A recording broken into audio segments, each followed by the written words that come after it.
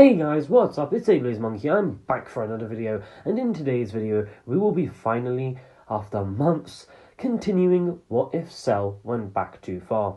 I left you all on quite the cliffhanger in the last part, so it's about time we finally continue this series. I do recommend you go and watch the previous parts to this series, as it has been a long while since the last part. Before we do get into this video, please make sure you go and join my Discord server. I'm going to be way more active on that, and go follow my Twitter. I'm going to be also very active on that, so I would really appreciate if all of you could go and join my Discord server and go follow my Twitter, and make sure you leave a like on this video. Let's try get this video to 300 likes, so I know you want another part as fast as possible. Also make sure you subscribe, because I'm going to be uploading a lot from now on, as the only reason I wasn't uploading before was due to school and just my personal life, but now I'm back. So with that said, let's get straight into the video.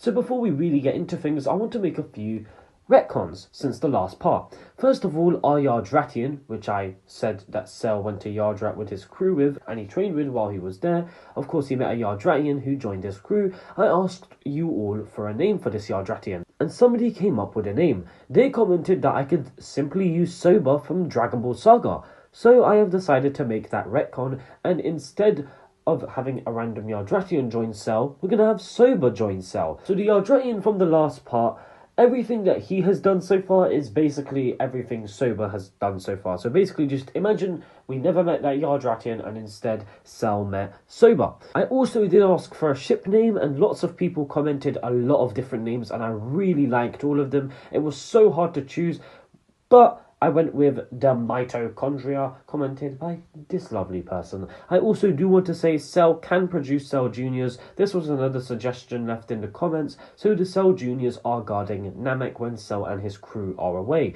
I am going to quickly display everyone who commented, since I really do appreciate all of you guys leaving suggestions for the ship name, and leaving your criticisms to make this What If even better, because this is one of my favourite stories to write. But with that said, let's really get into the story. Cell has never been more excited for a fight than now. His ship, the Mitochondria, speeds towards the planet. Cell can not only sense one energy now, but also a few others who all seem quite powerful. Cell and the rest of his crew land on this planet. They find destroyed cities with civilians of this planet crying and screaming for help. This looks very similar to something Frieza would do, but Cell can tell this definitely isn't Frieza. Cell and the rest of his crew decide to split up, with Cell flying up ahead. Cell decides to go towards the biggest key signature. He arrives and he sees someone stood at the top of a building. They jump down laughing. It's a strange alien-like man. If you would remember, in the last part I said that Cell could sense an incredibly big energy on this planet. This is that energy. This man arrives with his arm crossed. He smiles. "Hello, you must be Cell." This man is none other than Bojack. Cell looks at Bojack. "Indeed, I am Cell. I've heard a lot about you and your crew." Cell looks at him and says, "Oh, and who might you be?" "I am Bojack. I have a crew of my own, you see. We are space pirates, and we plan to take over this galaxy. Of course, you're in my way." Cell then senses multiple other key signatures spike up. Cell chuckles. "Well, that doesn't sound too pleasant to me, and I think you'll be able to give me a good fight. Also, this will be good training for my crew fighting your crew." Bojack stares Cell down as they both begin to power up and begin fighting, exchanging a flurry of kicks and punches. Cell lands multiple good hits which Bojack was not expecting, and they create multiple shockwaves from how fast they're able to move, destroying more of the already destroyed city. Cell acknowledges Bojack's strength, recognizing it is the strongest he's seen in a while, but ultimately it's nothing compared to him. Cell powers up slightly higher and lands a kick straight to Bojack's jaw, sending him crashing into multiple buildings, defeating him. Or so Cell thinks. Meanwhile, the rest of Cell's crew has all split up, going off to different parts of the planet. First, we have Nail, who lands in a rocky cliff-like area. He looks around, searching for the key signature he sensed not a while ago, not before being grabbed by multiple different strings which all tighten around him, not allowing him to move. He is then punched by Bido, one of Bojack's men. A fight breaks out where Nail begins to land multiple different kicks and punches.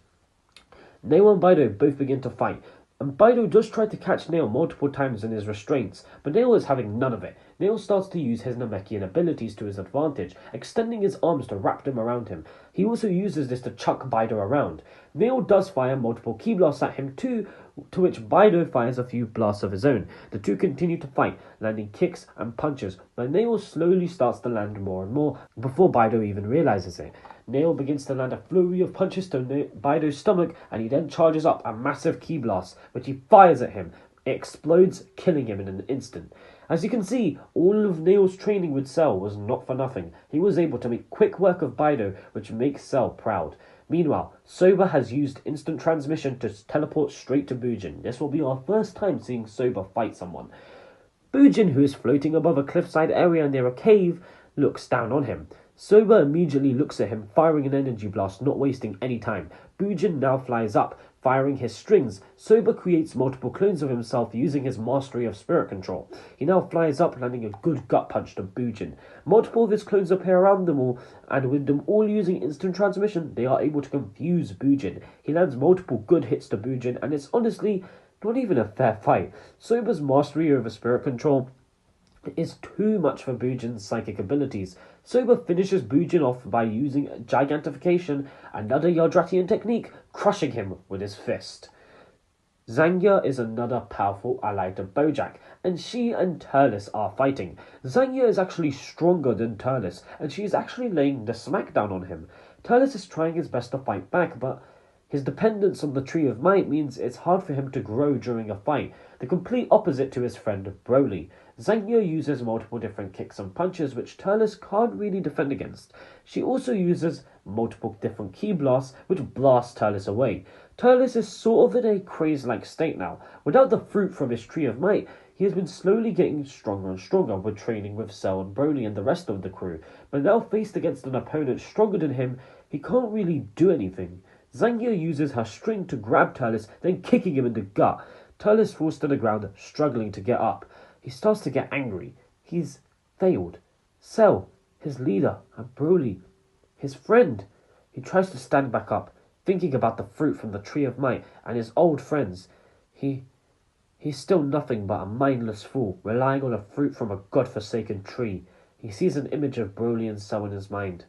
He knows he can't give up. He stares Zangya down as he begins to tremble. He's had enough of relying on that damn fruit. He'll get stronger in his own way. He now screams, a bolt of lightning crackling down behind him.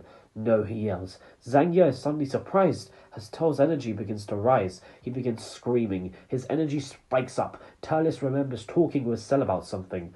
About someone. Goku, a Super Saiyan. Turles had asked about this Super Saiyan and Cell told him to work towards it. Cell often told Turles that he reminded him of Goku, but he also told Turles that only he would know when he had achieved Super Saiyan. Turles let out a roar, realizing this was the Super Saiyan power. A golden aura enveloped him as lightning crackled around him. He screamed, achieving the form. With every step he took, his hair flowed, taking a golden yellow colour. He let out a final scream, his aura exploding, causing energy to rise everywhere. Before Zangya realized it, he moved so fast, he teleported in front of her. Both his hands in front of him, he fires a full power energy blast, completely killing her. He now flew off, sensing Broly also in a fight, so he was heading towards Broly. Broly had begun fighting against Kogu, who was a swordsman. He was a noble fighter who was quite powerful. Broly had been fighting against him, and the two seemed to be kind of equal, but Kogu was definitely a bit stronger. They exchanged a few punches and kicks, sending each other flying about, but Broly had been overwhelmed at one point, causing him to be flung to the ground, creating a crater. Kogu began to use his sword to slice Broly up, stabbing him in multiple different areas, which caused Broly to get really, really angry. Broly became so angry that his energy began to fluctuate in a strange way. After Kogu landed a full-power slice which sent Broly flying, Broly screamed and achieved his Ikari form. This allows Broly to completely switch his fighting style, as this is his first time using his form, similar to how he achieved it against Vegeta in the Broly movie. Broly becomes way more savage, kind of like a brutal way of attacking. He slams Kogu into the ground and begins dragging his face across it. Kogu tries to utilize his sword to defend himself, but he doesn't do anything. Broly continues to lay the smackdown on him with a really brutal, savage way of fighting. And with no other option, he powers up to full power. His hair spikes up red and his skin takes a lime sort of green color. He powers up with his aura exploding. Him and Broly begin to fight. Kogu still using his sword to slice Broly up. Broly, although very powerful and strength-based, is also very predictable when he's just charging at you. This leads to Kogu being able to defend himself quite well. However, this just gets Broly angrier and angrier. Broly had never really been pushed in a fight or even in sparring against Cell. This build-up of emotions was now causing Broly to let everything out. Help was on the way, however, as Turles arrives, still in his Super Saiyan form, which he just achieved. Turles immediately flies up to join Broly in his fight against Kogu, and although at first he is able to help, and they are able to basically beat Kogu up, things take a turn for the worst as Broly is blinded by his rage. He gets angry, quick, and he turns on Turles. Yep, Broly begins attacking Turles, not being able to distinguish foe from partner. Broly's rage is uncontrollable, and even with Turles his friend, he isn't able to realize what he's doing. Turles tries to defend himself, but he ends up taking some pretty bad shots from Broly. The two continue to fight as their fists clash, but Broly continues to get stronger and stronger as he learns as he fights, something that Turles had originally struggled with, but he is now also learning to do himself. Kogu, who was originally on the receiving end of this, is able to take this opportunity to go and recover. Cell has been sensing all of this going on, but now sees the building he kicked Bojack in start to shake. Rocks begin to fly up as an intense aura pulses. The entire building explodes in a brilliant green light as full power Bojack emerges with a grin as his hair is now red and his skin is also green, similar to Kogu. He smiles and laughs at Cell. "What do you think of my full power?" Cell lands down next to him. "It's impressive," he says in a short tone. An explosion occurs as Bojack and Cell, the leaders of their respective crews, fight. An explosive battle of kicks and punches begins as Cell laughs. This was the fight he was looking for. Bojack fires multiple blasts too, which Cell responds with multiple blasts of his own. The two shoot around the city, causing shockwaves with each punch due to the massive strength and power. Cell realizes from Bojack's fighting style and the fact that he completely disregards his crew that they've been killed off, that Bojack really only cares about himself. Cell handpicked everyone in his crew and cares for them all deeply. He's learned what fake love can lead to with Goku. He would make sure his crew were cared for. They would train together, but they would be looked after. Bojack is the complete opposite of Cell. He couldn't give a damn what happens to his crew, since they're just tools for his amusement. Bojack fires a full power blast at Cell, which Cell easily avoids. Now teleporting in, punching Bojack in the gut, piercing his flesh, causing him to take a knee. The fight Cell originally was enjoying has now lost a bit of its value. Cell stares Bojack down, one leader to another. "Do you have any care for your crew, Bojack?" Bojack looks at Cell confused, but then he laughs, understanding what Cell means. Cell looks at him. "Don't you care? They've all been killed." Bojack looks at him. "They were that weak that they were killed by your men.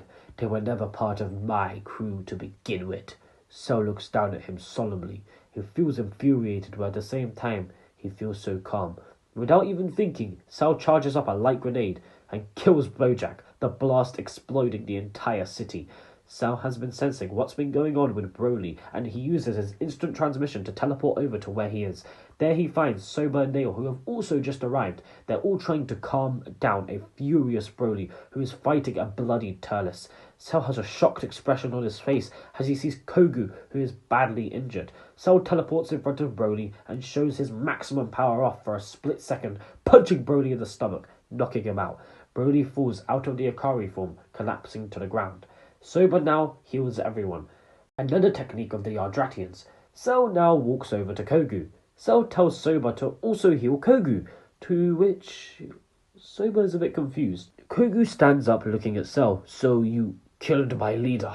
Cell looks back at him. "Yes, I did." Cell then tells Goku that Bojack never really cared about any of them. Kogu nods. He always knew this, but he never really wanted to accept it. Cell powers up to half of his power. "Show me what you're made of, Kogu." Kogu powers up to his full power and the two fight. Cell enjoys the battle and he really appreciates Kogu's swordsmanship, and he decides after having defeated him to invite him to his crew. In the original story, Kogu was easily killed by Trunks and we never really hear anything of him again. But I've decided to do something special with his character. Kogu is conflicted and he isn't too sure what he should do. Cell leaves the offer open to him, and after some talking with the rest of Cell's crew, Kogu ends up joining. Yes, originally one of Bojack's men who no one really cared about has now become one of Cell's men. So originally a side character who nobody cared about that was killed by Trunks has now joined Perfect Cell's crew. In any case, Cell and his new crew leave the planet, returning to the mitochondria. Here Kogu takes up residence. Cell goes and talks to Soba. Cell decides him and Broly are going to go train on Yardrat. Cell can't have any second chances with Broly's rage anymore. He knows just how dangerous that could be, so they go on Yardrat and they get some Yardratian drip. Yeah, they look good.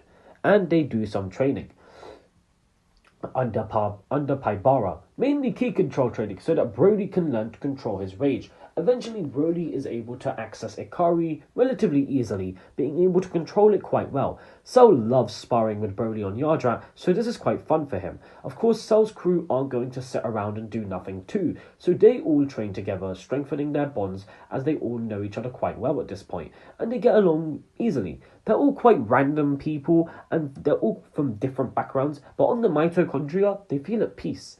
Turles does manage to control Super Saiyan quite well, even unlocking all the grades up to grade 3. It's actually Soba who recommends perfecting the form. They all realise the obviously massive disadvantage with having such bulky muscles, so yeah, Turles does achieve Super Saiyan grade 4 with help from Soba and his really good mastery of spirit control. They also do go to more planets, even without Cell, because obviously they don't need Cell for everything, and eventually they find a very strange planet, a mechanical planet filled with machine mutants. This planet is called M2. On this planet, they are forced to fight all of these random machine mutants. However, there are so many that they are eventually overwhelmed. They are now captured and they are taken to a strange man. They also do allow themselves to be captured because obviously they want to know what's going on this planet. The guy who leads this planet goes by the name of General Rildo. He is the leader of these machine mutants. Cell's crew now begin a fight against him. Kogu powers up to his full power and Turles goes Super Saiyan. They begin fighting with General Rildo, and Neo and Soba are both able to fire blasts at him. And honestly, it's a pretty easy fight for them. However, things get harder once Rildo combines with all the machine mutants, becoming Hyper Metal Rildo. They continue to fight with him, and the fight is pretty even. Neo uses a flurry of punches, and Kogu tries to use a sword to slice him up. They still are quite evenly matched, but things take a turn for the worse when Rildo combines with all the machinery on him. He combines with the machine mutants, becoming even stronger, transforming again. Cell's crew now tries to fight with him, but Rildo is on another level. He slaps them around with them not really being able to do anything. Even Turles in his perfected Super Saiyan state can't do much. Yeah, Rildo is really powerful. Cell and Broly both sense this going on Yardrat, and Cell tells Broly to go and help them. Broly, which with his newly achieved instant transmission, teleports in, seeing Rildo. The two fight, and Broly is forced into Ikari very quickly, and he makes use of his new key control training, being able to control his rage quite well. He is actually able to dominate the fight with help from the others, landing multiple strong hits on Rildo. Of course, the rest of Cell's crew are helping too. Slowly but surely they are able to actually overwhelm the incredibly powerful general.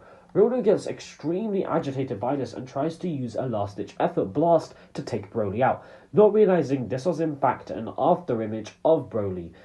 As well as Super Saiyan, Broly now instant transmissions behind General Rildo, and standing next to him is Turles. They both fire a combined beam which obliterates Rildo from behind. Broly smiles as everyone cheers, seeing how much he's grown in strength and control. Broly puts his armor back on, having had enough of the Yardratian clothing, and he decides that yeah, his training on Yardrat, it's finished. Everyone gets ready to leave the planet when someone appears. How dare you! This is Dr. Mew. He yells at how Broly could have been so powerful, it doesn't make sense. He uses a scan on him and he quickly realizes, wait, you're a Saiyan? Dr. Mew covers his mouth quickly as he says the word Saiyan. Oh no, he says, Everyone suddenly senses a powerful awakening of something. Dr. Mew looks at them all, saying in a quiet voice, "It's over for you, Saiyan." A small parasite being named Baby appears in front of all of them, flying from outside of the planet. He looks at Dr. Mew and sees the ashes of a defeated Rildo. He begins screaming at Dr. Mew as he then sees Broly and Turles. "Are they Saiyans?" he says in a quiet voice. Dr. Mew grins. "Indeed they are. They were able to even defeat General Rildo." Baby sees a bunch of injuries on Turles and he says, "Excellent." He then immediately invades Turles' body. Turles screams, but then he begins to laugh, now being controlled by Baby. He powers up to Super Saiyan, everyone being pushed back. He punches Broly in the face, leaving a cut on Broly's face, and he now hops into Broly's body too. This leads to Broly getting the Vegeta treatment. Broly screams as his energy skyrockets. He's never felt this powerful, but he can feel his body being corrupted from every angle. His hair turns white, and his eyes take the same look as Baby's as he looks at everyone. His armor explodes as his ki rises. Baby laughs as Turles and him face off against Cell's crew.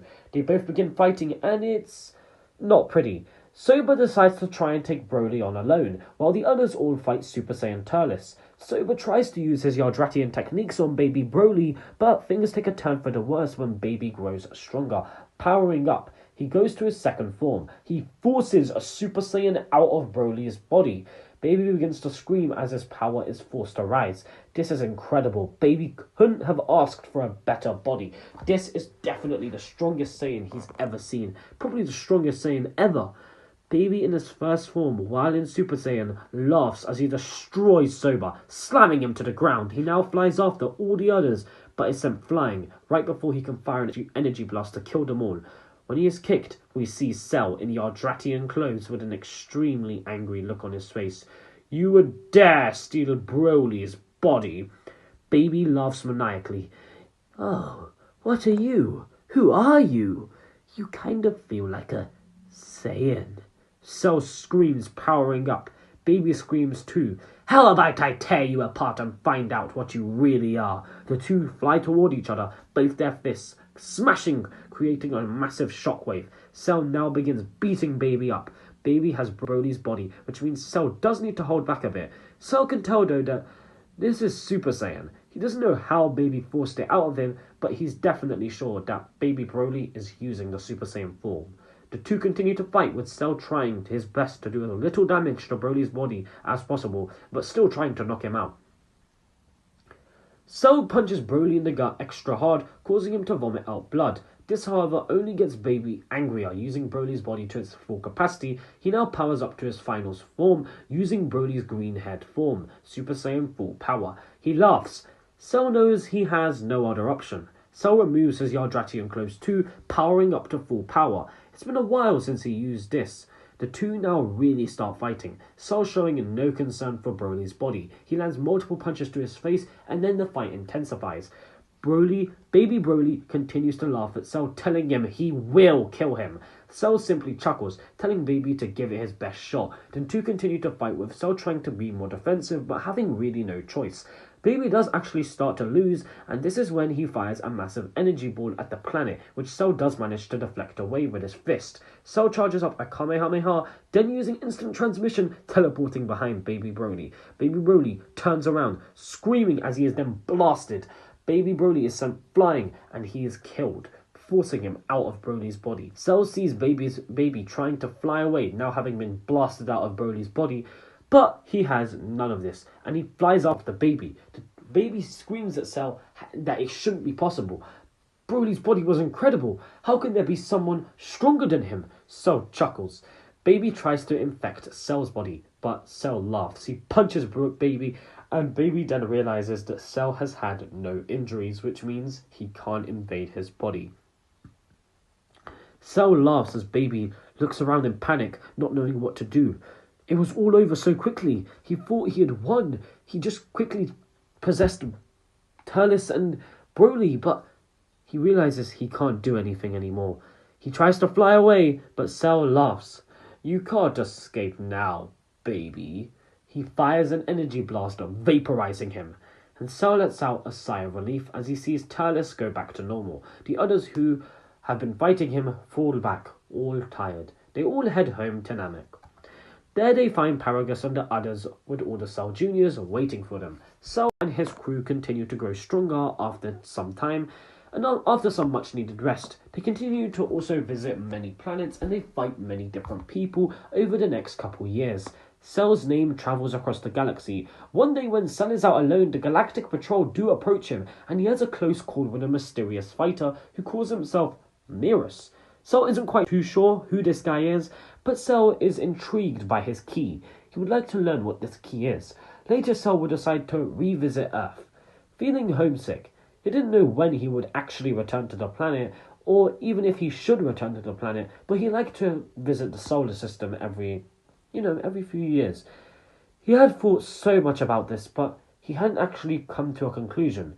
Cell then sees a mysterious spaceship fly into Earth's atmosphere. Though he doesn't know what this ship is, but he feels a dark presence coming from it. Cell tells Soma telepathically that he is going to be away for some time and to only come looking for him if his energy reaches a certain level. Cell decides to go down to Earth. He wants to investigate. Cell feels the fresh air of Earth as he lands. It's been 7 years since he was last here? Since he fled after he killed Goku. Cell lands on the grassy plains of Earth as he begins to tremble.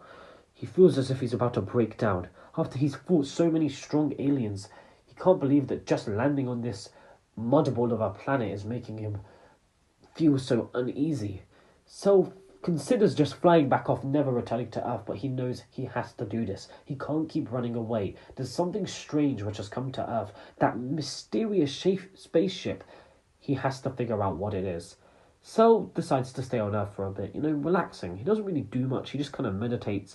And he sees that the Tenkaichi Budokai is underway, the world tournament. This brings memories back to Cell. He thinks about Goku, Raditz, all the others. Gohan. Cell decides he may as well enter. A few days go by and the tournament is here. Cell lands on the ground ready to enter, only to see Goku, who turns around seeing Cell. And that's where we're going to be leaving things off for right now. This was definitely a crazy part, to say the least. I covered basically everything I wanted to with Cell's crew and his adventures across the universe. If you did enjoy, make sure to leave a like and subscribe with post notifications on. Also, make sure you please join my Discord server and go follow my Twitter. I am so happy with this part. It's been so long since I last did a part, so I thought I would give you all a lovely, massive, long video where we covered all of Cell's adventures, everything I wanted to cover, all of the stories I wanted to tell with Cell. But yeah, now we've got to get back to what Dragon Ball Z is really about with the next part, where I'm going to cover the Buu Saga. Obviously, Cell has now returned to Earth, and I hope you all will look forward to how the story continues. With all that said, I will see you all in my next video. Laters!